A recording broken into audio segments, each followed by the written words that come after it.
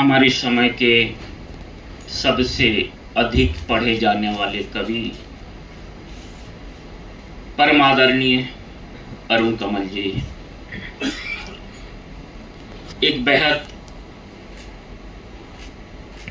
सुखद कार्यक्रम में सम्मिलित हुआ हूँ और इसके नीलांबर के जो उद्योक्ता हैं, इसके जो कार्यकर्ता हैं, इसके जो अभिभावक हैं, और मुझे लगता है कि नीलांबर में मैं आया हूँ कई बार, लेकिन नीलांबर के मंच से संभवतः यतीश जी ऑनलाइन के बाद यह मेरा पहला ऑफलाइन है। मंचासीन विनय भाई, संपादक, कवि, आलोचक, कला समीक्षक डॉक्टर प्रियंकर पालीवाल जी, और अंतस को खुरचने वाले, सचमुच आप लोग बोर्सिंग करना पड़ेगा। तो आज भी मेरे दिल में अंतस की खुरचन है और उसकी एक मतलब यहाँ भी देखिए, अनिला जी के इस संग्रह में 112 कविताएं हैं और अंतस की खुरचन में भी बहुत अधिक कविताएं हैं, लेकिन दोनों में वहां भी संख्याधिक्य है। मैं आऊंगा संग्रह पर। इस सभागार में मौजूद मेरे परम मित्र राज्यवर्धन जी, जिनके संग्रह का इंतजार हम न जाने कितने वर्षों से कर रहे हैं, पता नहीं वो क्या कर रहे हैं, मुझे नहीं पता। मित्र अल्पना जी, और सभागार में मौजूद मेरे वरिष्ठ लोगों को मैं प्रणाम करता हूं, मित्रों को नमस्कार। सबसे पहले तो मैं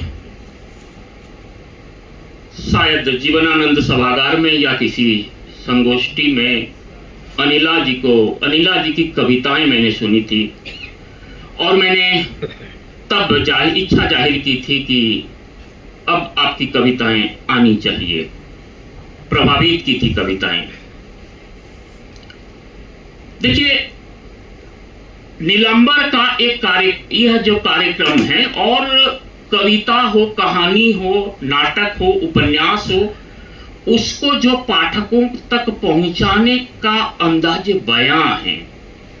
मैं इतिहास में नहीं जा रहा हूं, मैं आज जो कल्पना जी ने कविताएं सुनाई,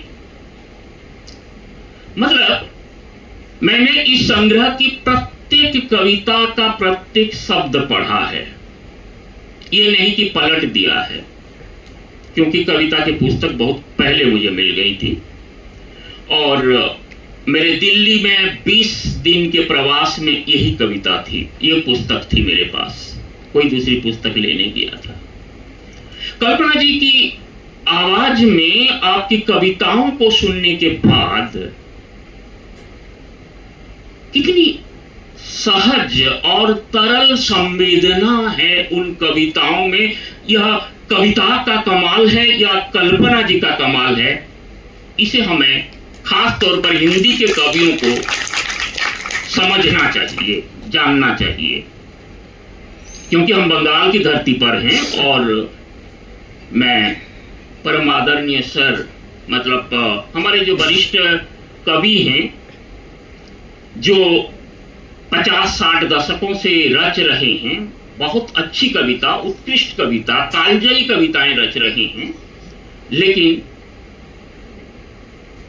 उनका पाठ जब हो रहा है तो वह आम जन तक, या जो साहित्य के प्रेमी हैं, मैं जाहिर सी बात है कि मृत्युंजय सर से कहूंगा कि मृत्युंजय सर तो इसमें कमाल हासिल किए हुए हैं, उसमें नहीं जा रहा हूं, राजेश दा हों या फिर अरुण कमल सर हों, तो बहुत अच्छा पाठ। मैं कहने का मतलब है कि जो हम कविता के जो पाठक हैं उन तक पहुंचाने का जो काम किया, बहुत बहुत धन्यवाद। बातें काजल की मेड़ पर हो रही है और आप लोगों ने सभी सुना कि यह संग्रह प्रेम पर आधारित कविताओं का संग्रह है।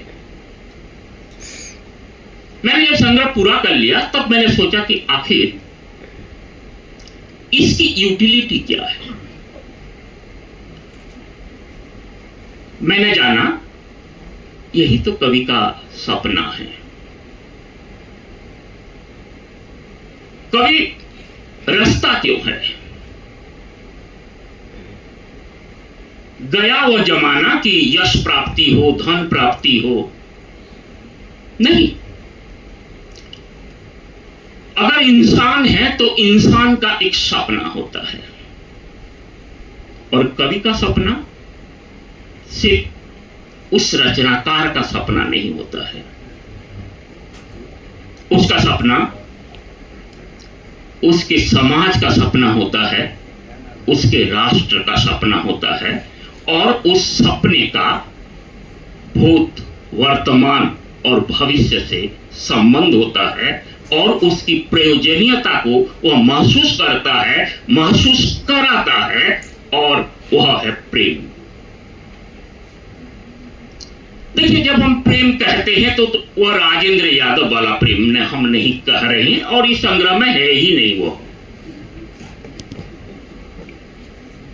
देह से संबंधित, यहां देह नाम की जो चीज है प्रेम में, यह अस्वीकार नहीं है, देह नहीं किया जाता है, लेकिन यहां जो प्रेम है यह प्रेम गार्हस्थ प्रेम से शुरू होते हुए, पारिवारिक प्रेम से शुरू होते हुए एक बृहत्तर डायमेंशन भी है। चारों ओर तो लूट, मार काट, हिंसा, आगजनी, क्या चाहिए इस समाज को? तब प्रेम ही तो चाहिए। यही प्रेम ही कवि का सपना है।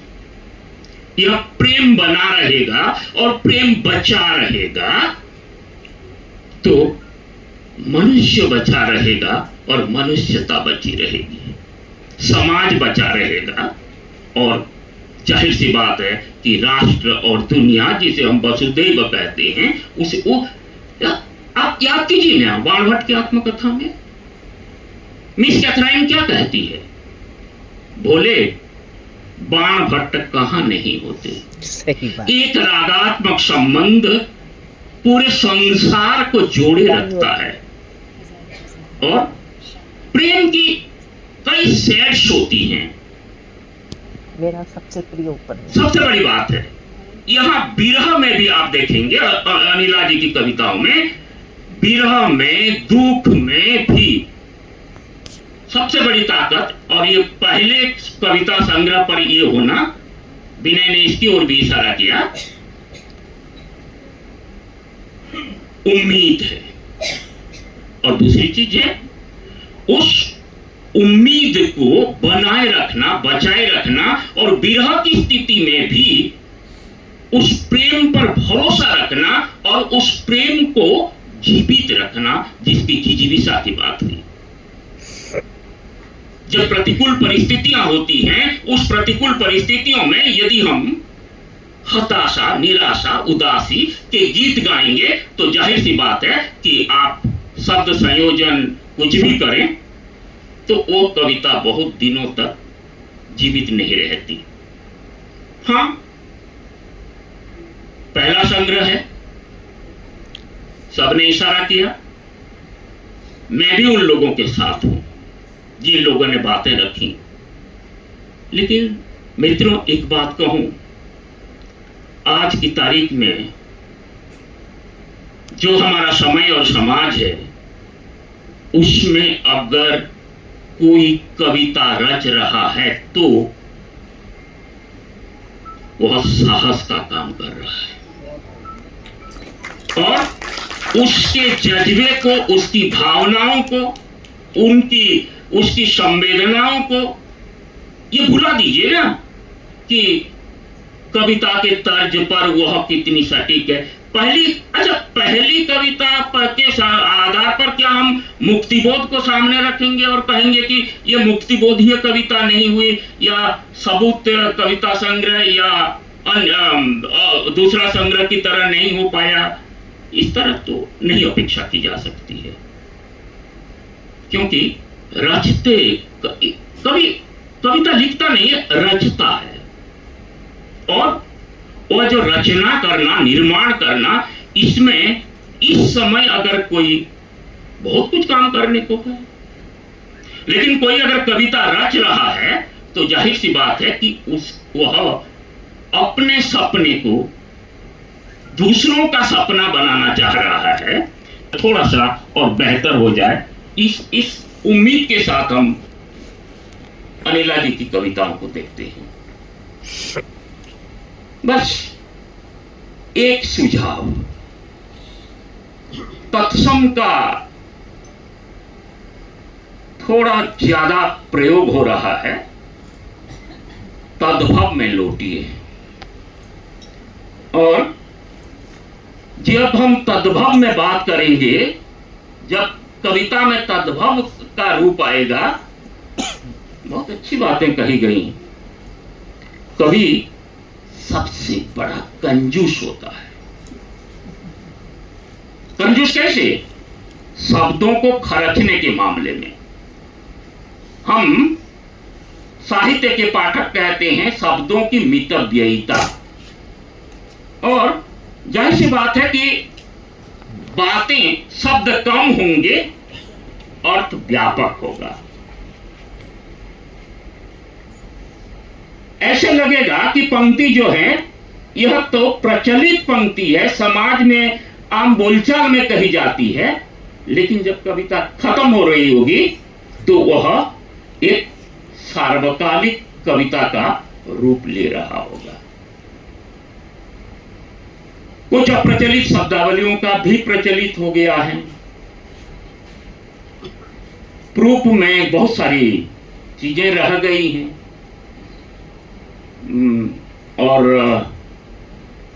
अरुण माहेश्वरी या फिर वाणी प्रकाशन को मैं से आभार प्रकट करना चाहूंगा कि उन्होंने ये संग्रह लिया, लेकिन कई जगह मैं किताब नहीं खोल रहा हूं। आपको मतलब उस तरफ भी ध्यान देने की जरूरत थी, नहीं दी गई है, क्योंकि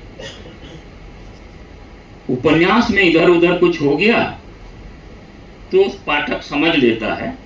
कविता में थोड़ी सी शब्द एक भी इधर उधर हुआ, या मात्रा या वर्तनी या व्याकरणिक कुछ त्रुटियां रह जाती हैं, तो कविता में थोड़ी सी वो थोड़ा अटपटापन आ जाता है।